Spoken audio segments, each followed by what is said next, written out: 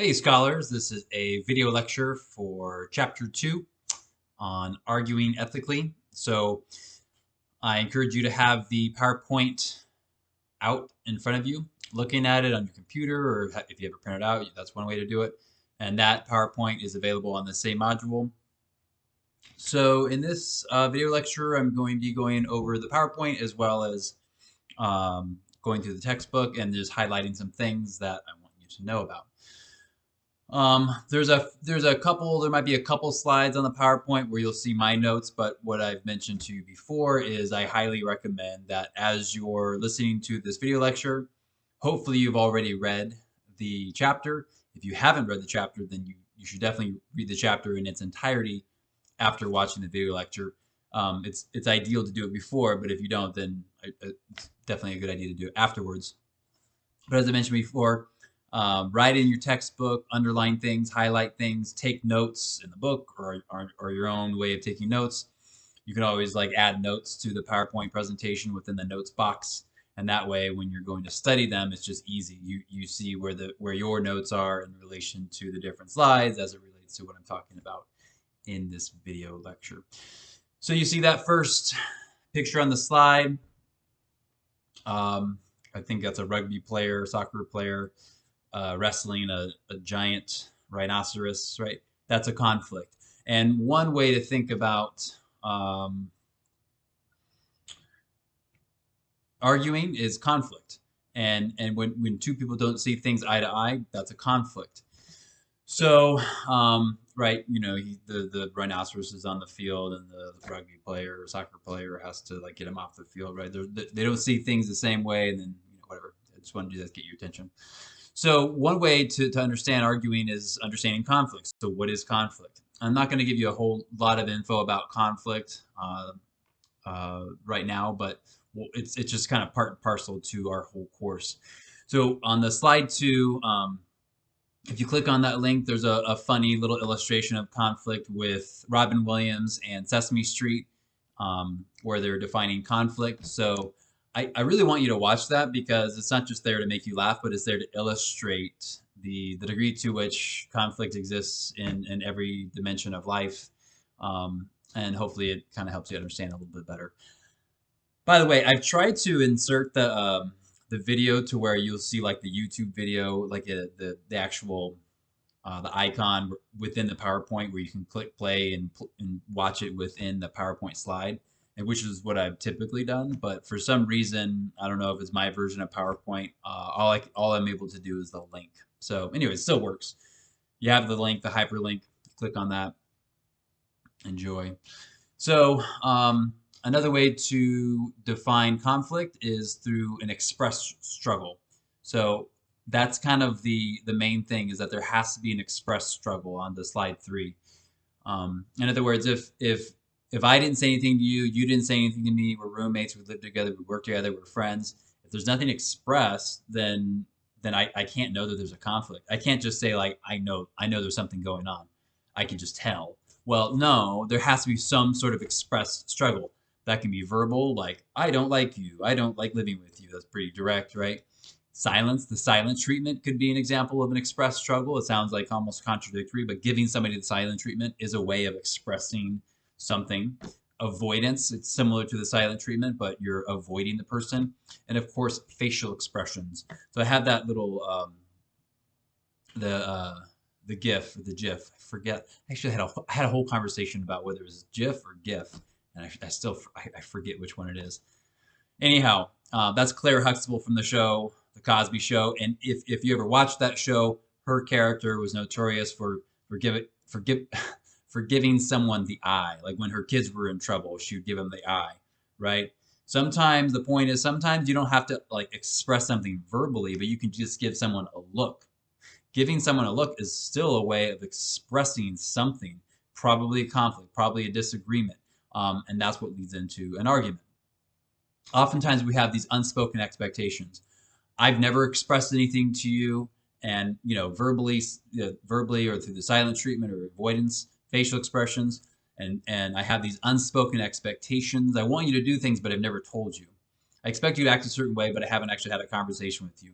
and then you violate those expectations, or you don't do what I expect you to do, and I get frustrated, and then all of a sudden it might lead to gunny sacking, which is the idea that there's this buildup of all of these unmet expectations, and then I just get, the last straw that hits the camel's back. I just sort of implode, and I get so upset and angry, and I take it out on you, and you're thinking, I had no idea, and yeah, because I didn't express it to you. So that's part of the challenge of argument. You have to like initiate it through some sort of express struggle. Other parts of conflict is interdependence. When I rely on you, you rely on me. Like if we're roommates, if we work together. Incompatible goals, perceived scarce resources, inevitability. So imagine that you've worked on a small group project in high school or college, right? Within that, you might have a limited number of resources. You all have different goals. I mean, the main goal is write this paper for this project, but in terms of how to get there, your goals might be incompatible in terms of what kind of research you want to use, what kind of PowerPoint you want to use, what type of examples you want to use, who's going to do what, and so on and so forth. And there's differences of opinion. There's more of an opportunity for conflict to arise. And then inevitability, meaning it's going to happen, right? So it's going to happen. You're going to have conflict. You might as well understand it better. When you understand something better, you don't necessarily, it doesn't make you a master of that thing. If you understand conflict really well, it doesn't mean that you're really good at resolving conflict. It means you understand it well. And the first step to resolving it better is understanding it. So first step, understand.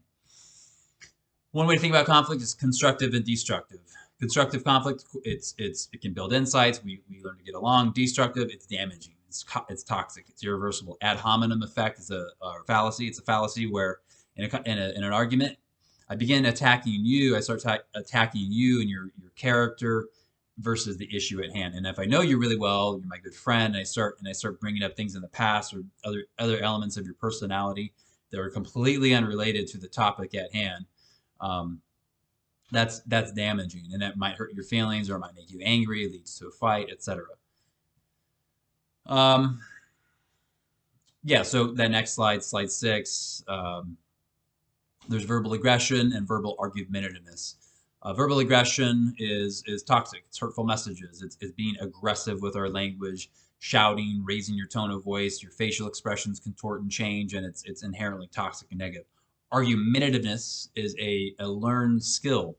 It's a positive view of arguing. That's the whole focus of this textbook of this course, is to learn how to invite a positive view of arguing. Oftentimes we say, "Oh, we got into an argument," as though it was a bad thing. Well, if you got into an argument, if you're doing it right, then it should be good. Hey, yeah, we argued. I had a point of view, and the other person had a point of view, and it was a song and dance. Easier said than done. But being a good arguer means you're focusing on the issue, not the person. Very difficult to do, and it's a communication skill. So you might think, I'm not very good at it. Well, it's a skill that you learn to get good at. If you've never cooked before, or you've only cooked a few times and you have had very bad results, then you have this perception of, yeah, I'm not good at cooking. Well, yeah, it's a learned skill. I'm good at cooking because I cook all the time. I know that's not really arrogant, but when I first started cooking, I made lots of mistakes. There was lots of things that I made that weren't good, and it's discouraging. And even now, often on a regular basis, I'll do something here or there, and it's a mistake. But if I were to only ever cook once every several months, I'm probably not going to get that good at it. But cooking every day doesn't make you good. It's just cooking every day is what would get you to becoming good at it. Another cooking analogy. Okay, so one way to think about it, it's not a game. Conflict's not a game. It's not a shouting match. It's a set. When we're talking about conflict, we're talking about a set of real problems that can be solved tactfully and competently. It's a win-win situation. If a cat and dog can get along like that, then why not humans, right? Okay, moving on. So oftentimes when it comes to conflict, now outside of the college classroom, we are in our places of work for the majority of the rest of our working lives. Long time, right? So you need to learn how to talk about things, how to talk about emotional things in a way that's logical, that's rational. Miller is a organizational communication scholar. She says we manage conflict and change by thinking logically about what is best for the company and employees. That's great, but it doesn't always happen that way. Um, I have a short clip from the film Parenthood, old film Parenthood, 1989. It's one of my favorite movies. I've seen it so many times. It's starring Steve Martin. It's one of if you like the actor Joaquin Phoenix, it's one of his earlier roles. He's only about maybe 14. You know, he's a young teenager in that film. Also Keanu Reeves. Hopefully that covers a wide range of ages. Keanu Reeves is in the film. Um, it's great. But anyhow, in this scene, what you see is the outcome of Gil, the main character played by Steve Martin. He's expecting a promotion because of all the extra hard work he's performed. His boss said, "Hey, if you want that promotion, you got to do this, you got to do that." And so he did what he thought he was supposed to do to get the promotion, and it didn't turn out the way he anticipated. And what you see in this clip is when he's given that news of, "Hey, you didn't get the job." Um, it's a short clip, but I will tell you in advance, there's very colorful language in there. Oftentimes, or throughout the semester, I'll include different various clips from films and TV shows and whatnot. And within that, there will be profanity use and whatnot. So just wanted to let you know in advance. You don't have to watch it. If it offends you, if you don't like it, you can just turn it off. But this does a good job of illustrating what actually tends to happen in a real life work setting. Anyhow. Profanity aside, profanity is an interesting topic. When I was in grad school, I did a couple of profanity research studies. This is kind of like unrelated to this lecture and this chapter, but it's just it's a very interesting field of research, profanity research. Moving on. Okay, the next slide 9. What you see here is serial arguments. This is another film clip from a short clip from the film Truman Show, starring Jim Carrey, where the whole show is about this TV producer who creates a show where Truman is this young baby, and he's born into this basically this made up world where everyone around him knows that he's on camera 24/7 a day. It's actually a show. It's like a reality show called The Truman Show. And his life is basically being watched by the whole world 24/7, and everybody knows about it except him. And he starts to find things out. That might sound confusing. If you've seen the movie, cool. If you haven't seen the movie, it's a good movie to watch. It's a good movie from the 90s to watch. But in this scene, you'll see him. He starts to see like something's going on, right? He starts to see the same things happening, like the same sequence of like 3 or 4 events, right? Because it's all planned. He feels like he's going crazy. He's like, I keep saying the same things. And then you see his wife come into the car, and she's trying to she doesn't want him to figure out that it's all that it's all staged, right? And he's figuring it out. So he's like, what's going on? But the whole point, and as it relates to this class, is what he's saying is like it's just going around and around and around, right? A serial argument. So he's like, wait, nothing's changing. Nothing's changing. I keep seeing the same thing around and around and around.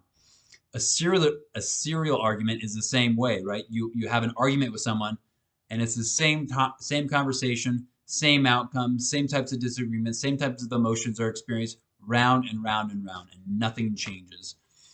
And it can make you feel like you're going crazy a little bit. And there's actually, there's literature that shows like there's this element of arguments that when nothing gets accomplished, you're just talking in circles. It can make you feel kind of crazy, like, oh my gosh. So I'm not saying that to discourage you, but to let you know, like this is one way that people experience arguments. Nothing gets accomplished. Part of the reason that occurs is because we don't know how to play the game. We don't know how to argue effectively. So that's why sometimes you experience that. Like, oh my gosh, nothing was accomplished, right? Anyhow, funny scene. Should definitely go watch the movie. The next slide is on the toxic conflict, the 4 horsemen of the apocalypse. Criticism, defensiveness, contempt, and stonewalling. So these are 4 elements that Dr. John Gottman, he's a psychologist, does a lot of research on marriage and divorce and all that kind of stuff, and relationships in general. There's a brief clip that briefly summarizes each one of those horsemen. Essentially what he says, what Gottman says, is when these 4 things are present in a relationship, it's like a warning sign. Long story short, if they don't go away, chances are the relationship is going to fizzle out, to end, right? So the idea is to avoid those, and when those four horsemen rear their ugly head, you got to deal with it because they're not going to go away on their own. So you have to deal with these things, and if you don't, it makes the relationship more challenging. It makes arguments less exciting and less enjoyable, and so on and so forth. Box 2.2 is on page 22, 22, and 23. And they talk about the timing. Timing is everything when it comes to argument. So conflict and argument are they have a symbiotic relationship, right? They're not one and the same, but they're very much interrelated. So you don't want to just drop the bomb on someone, right? Let's say there's if it's me, right? Let's say you've been doing something that's been bothering me, and I've been storing up all this anger and resentment and so on and so forth. And if I wait for the wrong time, if you bring up something, you're like, hey, I'm sorry about what I said the other day, and I say like, it's okay, I forgive you, but I'm glad that you said that because I'm also still upset about what you did last week and the week before and last month and last Christmas, if you remember that, and you just loaded on the person. You don't want to do that. That's also kind of like gunny sacking, as I mentioned earlier. So the timing of when to broach that topic, when to broach the conversation of having an argument, that's important. So choose the right time. But yeah, read through that box. It's very important and it's very useful to read through all the boxes and figures and tables. Those things help you to understand the chapter material a lot better. Okay. Moving along with surviving and thriving in argumentation, it's important to understand the whole concepts of TFD and TCP. One thing you'll learn with a lot of things in college, at least in communication, there's lots of abbreviations. So TFD is tolerance for disagreement, and TCP is taking conflict personally. These concepts are fairly straightforward. I mean, if you look at the words, you have a pretty good idea of what that item indicates. And for that TFD and TCP within research, there would be a scale that you would take. In other words, if you're looking at this and you're thinking, I wonder where I score on tolerance for disagreement. If you were to be part of an experiment, you would probably have some sort of a survey. You answer all these questions in a survey, and then it would tell you where you are. Like you have a high level, medium level, low level, so on and so forth. So the higher your tolerance for disagreement and the lower your score is for taking conflict personally, the better off, right? So it's difficult, right? It's really difficult not to take conflict personally if it's something dealing with you, like your performance on a job or your interactions in a relationship. How do you not take that personally? You have to compartmentalize, right? Like separate you, us, my relationship from the issue at hand. This is a set of problems that we have to deal with, and then work through it. Easier said than done. And it'll probably take you lots of tries and practices to get it right. Another way to survive and thrive is through perception checking. Don't make assumptions, right? You can't read people's minds, so the perception process is fascinating, right? But if I perceive that you're doing something, that you mean something, that you think something, but you haven't actually told me, like how would I know? Well, you can engage in perception checking. So here's a really detailed overview, and as concise as I can be on perception checking on slide 14 of the PowerPoint. A complete perception check, according to some scholars, a complete perception check would be, I describe the behavior, I provide two interpretations, and then I seek clarification about my interpretation. So the textbook example is when you stomped out of the room and slammed the door, I wasn't sure if you were mad at me or just in a hurry. How did you feel? So I'm observing something from you, and then I finally get to the point where I'm gonna bring this topic up. Timing's important, right? I wouldn't bring this up right before you go to work or right before we go on a date or right before we do something important. But rather I'd wait for the right time, and then I can just here's the behavior. Here's what I've observed. Here's a few things I think it might mean. Here's two different things I think it might mean. Now, can you tell me if I'm correct or what's going on? It's an easy textbook approach to clarify your perceptions of other people's behaviors, but it doesn't always work out that way, because what might happen, right? I described the behavior when you stomped out of the room and slammed the door, or like, hey, I noticed that yesterday you stomped out of the room and slammed the door. before I might even finish that sentence, I might be getting the look, right? Or I might be getting attacked. So keep that in mind. You don't have to provide two interpretations.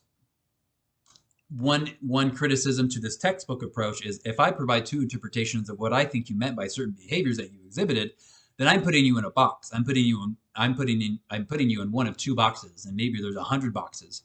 So what I tell students when it's a interpersonal communication class and we're talking about perception checking, I say skip the middle part, describe the behavior, and then seek clarification. Here's what I observed, and I'm not going to tell you what I think it might mean, because that might just aggravate you. That might just make you upset. Even if I'm really sure of what I think it is, I think most people would prefer to be the ones to disclose that. In other words, if I said, I think you're mad about what I did on this day, it's almost like I'm like forcing you to admit that you're mad at me. And you might not like that. If you're going to admit that you're mad at me, perhaps more than likely you would want to admit that on your own terms. All that to say, I described the behavior.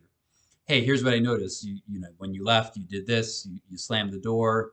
You pulled out of the driver really quickly. You know, made some skid marks in the street or whatever the case may be. I'm describing. This is what I actually observed. Pause. Could you tell me what that meant? Right now, I'm seeking clarification. Like, could you elaborate, or could you tell me like why that happened a certain way? Because I'm a little unsure. That's what I recommend for doing perception checking. And I give you some notes down there. Don't make assumptions. Be intentional about the whole process. Be patient. Be understanding. Open-minded. If I'm the one who's going to bring it up to you, then I'm going to be the one who's going to be like, all right, I've had time to think this through. Whereas for you, I'm just coming at you and it's news to you. So I can anticipate that you might have some negative reactions. So I can prepare myself for that better.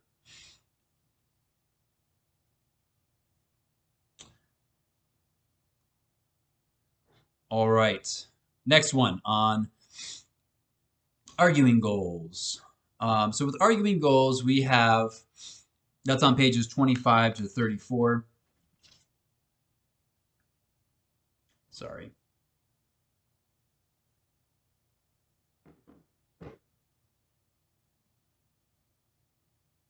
So go ahead and go to pages 25 to 34.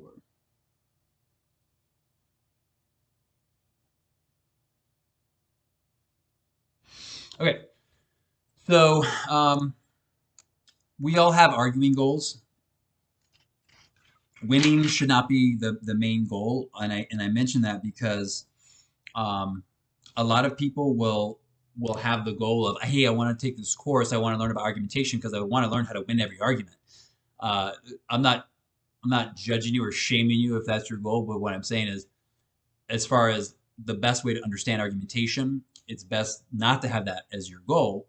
The goal is to learn how to argue, and you know, the goals that the authors present before us. So one is managing favorable images.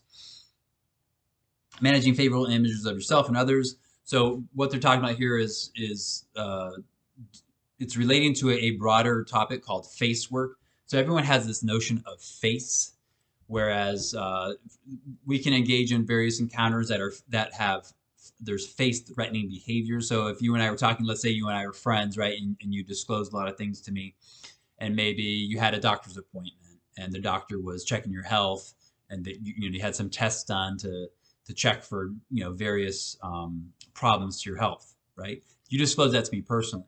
Now, if I brought that up in a public setting, it's kind of like a betrayal of trust in a way. I think the assumption is that that's private information. But if I were to say like, hey Tim, hey, how are things going? How are things going with the doctor's checkup? That statement is a face-threatening message. A face-threatening message, right? Because now your face, if you're Tim, your face has been threatened. And think of face as like reputation or your image.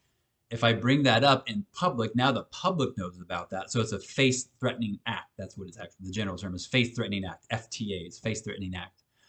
So the idea in argumentation is I want to maintain a positive face for myself and for you.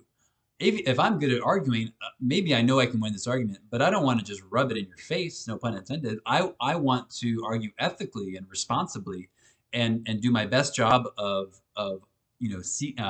maintaining harmony. So that's one thing to consider. Um, uh, Having appropriate, managing favorable images, impression management, right? All that kind of stuff. Another one is the maintaining ethical and moral standards. Goal number 2, that's on page 28. The authors also talk about Grice's maxims. So I want to do my best job of like playing by the rules. And I give this example of unsportsmanlike conduct penalty, something you see in football. There are several different versions of sportsmanlike conduct in various sports. That's the term sportsmanlike, and sometimes people use the term sportsperson-like, but it's not as common. But anyways, the point is to provide a context using an example. One is roughing the passer, unnecessary roughness in general. So I don't really watch football much, but when you think about those things, it's like, well, they're just playing the game. They're playing the game of football. We have these professional athletes. They know what they're doing, right? If you're in the NFL and you're playing football, you know the game really well. And if you get caught roughing the passer, it's kind of like, yeah, I was bending the rules a little bit. I was massaging the rules of football. Unnecessary roughness. Hey, maybe I did something I didn't think anybody was looking, and I kind of pushed them a little too hard, right? I'm allowed to push, but I pushed too hard or in the wrong spot. They're seeing how much they can get away with, right? Emotions are involved, strategies, tactics, all that kind of stuff. Now, in argumentation, it's very, very different, right? You might know all the different ways to argue, and kind of like maintaining ethical and moral standards. I don't want to just embarrass you. I don't want to make it just seem like, hey, I'm so good at arguing and I'm going to win and I'm going to make you know that I'm the winner. So I don't know. Hopefully that analogy helps you understand like the importance of playing by the rules, playing nicely. That would be my best advice to you. Is like the better you understand argumentation, the more the higher your ethical obligation of playing by the rules exists, right? And then there is another goal of creating and maintaining healthy relationships. You want to manage your relationships. Especially if it's a customer, a client, a boss, a friend, whomever. You always want to like maintain healthy relationships. So I also want to point out that there is a very controversial relational metaphor.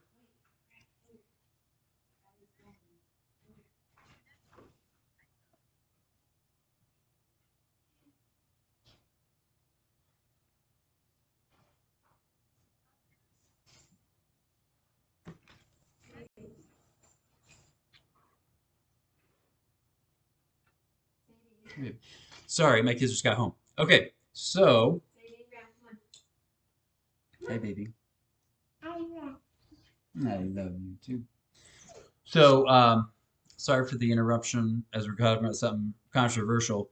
So the authors have that whole section on relational metaphors for arguing. I'm a lover, not a fighter. So as you read through that, you might have been shocked. You're like, oh my gosh, I can't believe this in the textbook. And I just wanted to acknowledge that. I'm not going to really talk about that, but I just want to acknowledge the fact that that's in this textbook, and it's extremely controversial. But I believe I'm not familiar with this argument with this metaphor, but I believe that the part of the point of including this is to illustrate how powerful language can be. And you can illustrate how powerful language and argumentation can be without using the same kind of metaphor. But nevertheless, that's what was used, and that's what's in our textbook. It's one thing that, if it were up to me, I'd probably change it. But anyhow, all that to say, it's very important to know to be aware of like how powerful argumentation can be, how powerful your words can be. Your words can be like daggers in another person's heart. It can really have a very profound effect on other people. Anyhow, so that's that. So, and then one of the last ones I want to talk about is handling your emotions. Goal number 4, handling emotions. Don't get bent out of shape. So one of the things the authors talk about is talk about the here and now. So when it comes to an argument, you're arguing and you're dealing with a lot of stuff. Don't bring up things that happened a long time ago. Talk about the here and the now. Don't talk about an issue that happened 5 years ago, 10 years ago. Just focus on the present. The other thing they talk about is own your emotions. If you do lose control, if you're exhibiting negative emotions or whatever, you can own that. You can own those emotions because everyone knows it, everyone sees it, right? It's like the elephant in the room. If you just had an outburst and you pretended like that wasn't an issue, then it's just kind of weird. So as much as we want to manage, as much as we want to inhibit our emotions sometimes and like control our emotions, sometimes they get the best of us and then they kind of come out. So when they come out, it's not the end of the world, right? You might say and do things that are toxic, but and if that happens, clean up your work. I mean, clean up your mess, right? Respond appropriately. Do your best job to respond appropriately. It's difficult when someone says something that's really offensive or something that's totally off base, but do your best to like, you know, maybe take a time out first. Take a time out, a mental time out. Maybe wait at least 5 seconds to respond to something, or 10 seconds, or a day.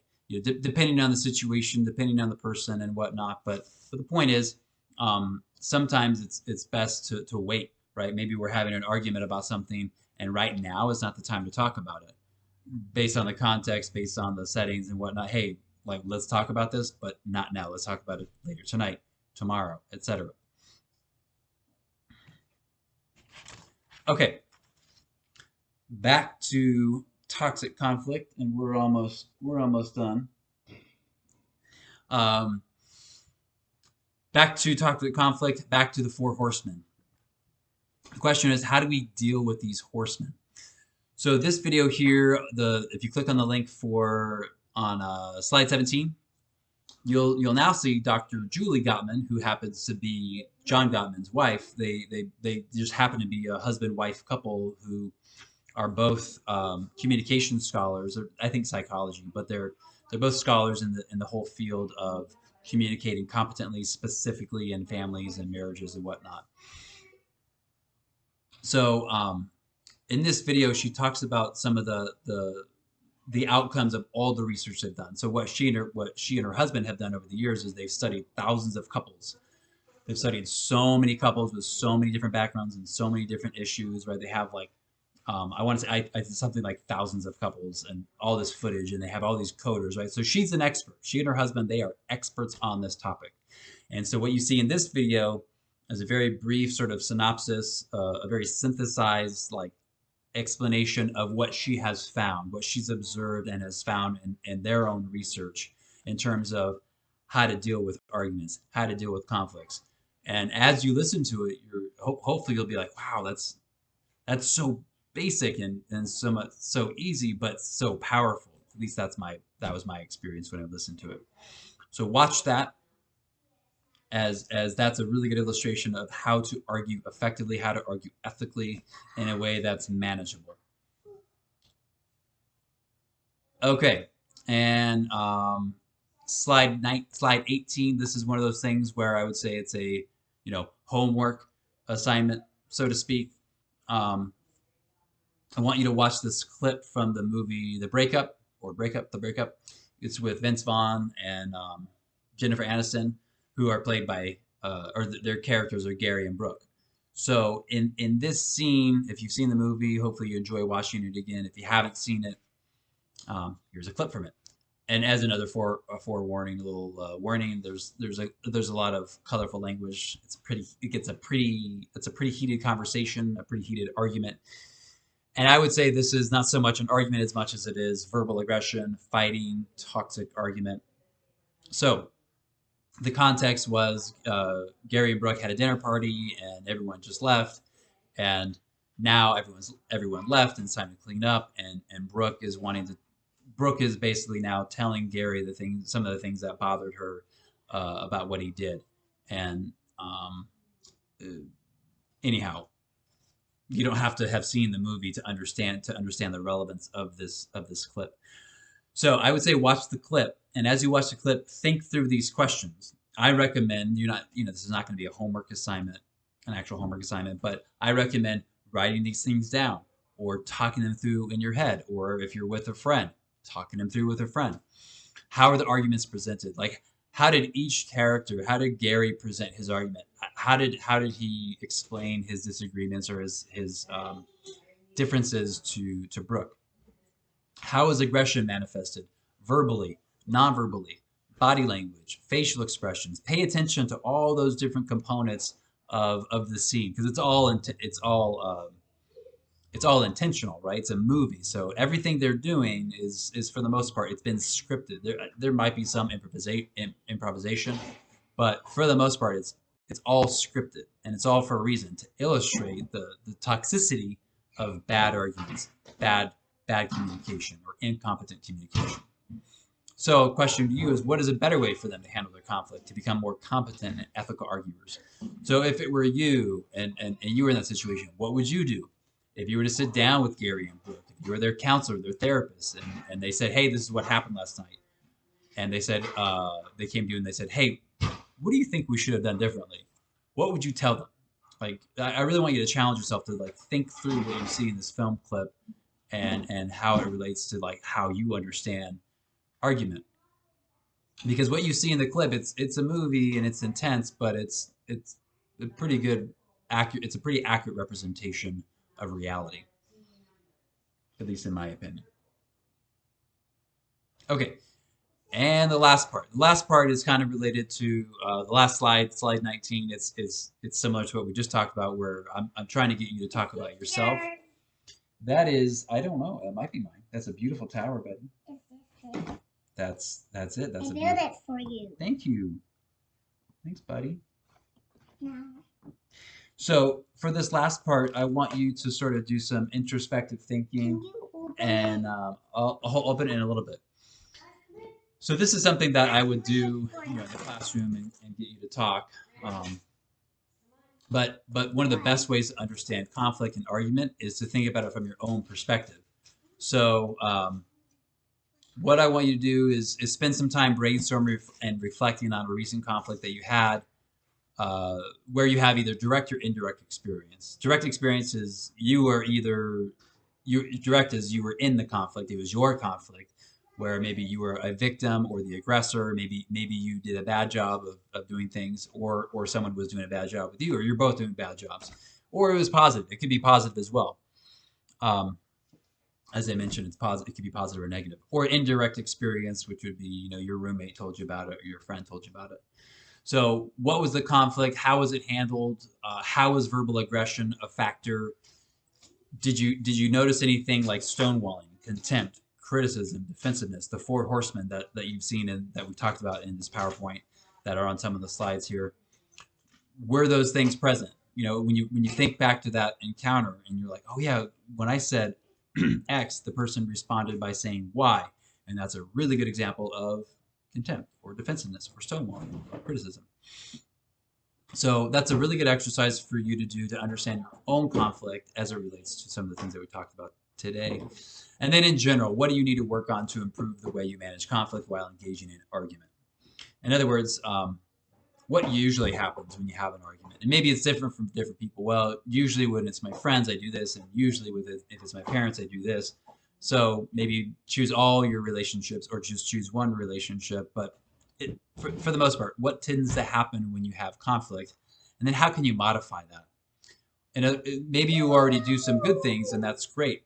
But what usually happens in arguments that you would say are negative things or things that can be improved? And then how can you modify that method of arguing? The reason I have this kind of stuff in here is because, in my opinion, one of the most useful things that you'll take away from this course, it's a required course, or for some of you it might be an elective.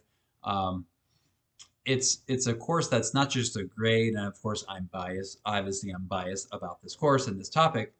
But after successfully completing this course, regardless of your grade in the class, but taking a course like this, you read through the textbook and really grappling with the material, as I mentioned to you, because a lot of the work is in your head. And of course, there's assignments and whatnot, but a lot of the stuff is just in your head and writing things down in a journal. One of the best outcomes is you learn more about argumentation. You learn more about your own issues. You learn more about the things that you need to work on. And there's always room for improvement as human beings. No one's ever mastered the art of communication completely. So hopefully you find it useful. And that's about it for chapter 2 on arguing ethically. Hope you're all doing well. Talk to you later.